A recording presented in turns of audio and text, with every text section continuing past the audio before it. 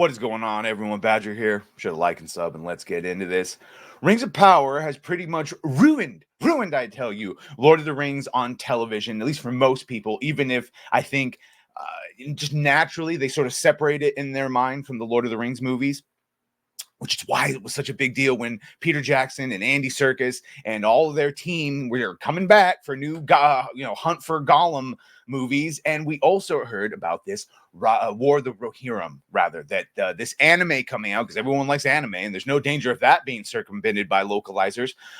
Everyone likes anime, so we're going to get this War of the Rohirrim. But then we started hearing things that they were going to be changing it from focusing on Helm, Hammerhand, and his sons, who are named and is listed their deeds, to the one unnamed daughter who is like the focus, but not really the focus. And well, let's get into it. So here's the report. An alleged marketing document for Warner Brothers Pictures' upcoming animated film, The Lord of the Rings, The War of the Rohirrim, reveals more details about how the film has changed from Tolkien's original story. And to do that, we got to, because I've not read the books. I've watched all the movies, extended cut, of course, not read the books yet, which means I have not read the appendices where these come from. So I'm going to need this, and some of you might, but if not, you can just skip ahead to where we actually go over what the changes are. But the actual story, if you're unfamiliar with the story of Helm Hammerhand, Tolkien wrote that the story in the Appendix A of The Lord of the Rings, The Return of the King.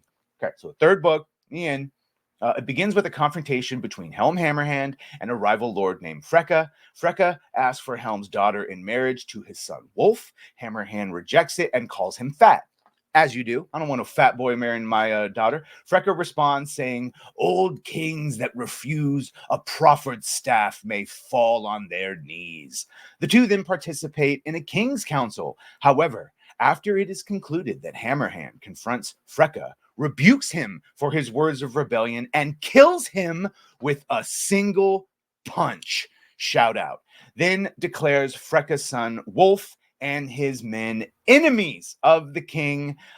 For years after this confrontation, Rohan is invaded by Dunladines, led by Wolf, whose father was killed with one blow. They were joined by enemies of Gondor that landed in the mouths of the Lefnui and Isen, or Isen. I'm sure, assume that's what Eisen was guarding, Isen, whatever. Rohan loses to the forces of the Dundalines and their allies, led by Wolf in a battle at the crossings of Isen. It sounds like Wolf is the star, revenging his father.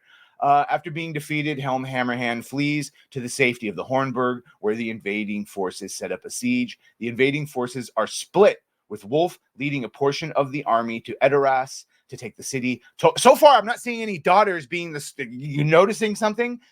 Wolf took Edoras and sat in Meduzald and called himself king. There, Haleth-Helm's son fell, last of all, defending the doors. Hold the door!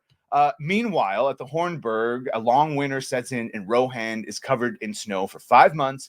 Both forces suffer from cold and a lack of provisions in an attempt to acquire provisions against his father's counsel. Hama leads sortie and does not return, and we're lost in the. So he went out with a raiding party, and he pulled a Napoleon. Following this, Tolkien detailed Helm grew fierce and gaunt for famine and grief, and the dread of him alone was worth many men in the defense of the burg. He would go out by himself, clad in white, and stalk like a snow troll into the camps of his enemies, and slay many men with his hands. It was believed that if he bore no weapon would bite him. One morning, Helm did not return, and he was discovered dead as a stone, but his knees were unbent. So just dead, standing up with men down. All of this sounds badass. As for Freylof, when the winter broke, he came down out of Dunharrow, to which many had fled, and with a small company of desperate men, he surprised Wolf in Meduzald and slew him and regained Edoras.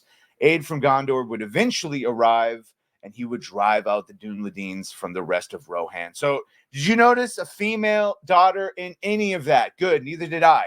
So, now that we have a basic idea of what the story was, sounded really good, let's hear how they're going to ruin it. A new marketing document obtained by YouTuber Arch. I think this is Archcast, shout out.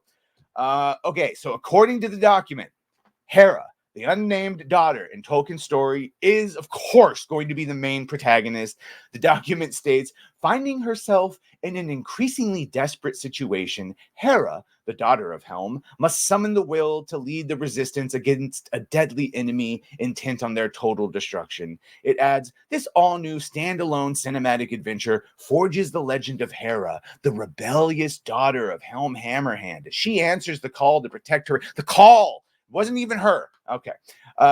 Protect the people in battle for the survival that shapes the destiny of Middle-earth. Furthermore, the document asserts that Hera is a fierce, young, complex, rebellious woman defending and ensuring the survival of her people, even against her childhood friend. Of note, Tolkien does not name Hera at all. She plays no role in the actual story, as we just saw. On top of that, there's evidence that Wolf and Hammerhand's unnamed daughter were childhood friends. Yeah, no evidence of that. In fact, Tolkien makes it clear that Helm mistrusted Freka, but called him to councils, and he came when it pleased him. Giggity. Ironically, the document also implies, and this is what we can expect, in bait and switch. They're going to bait and switch us.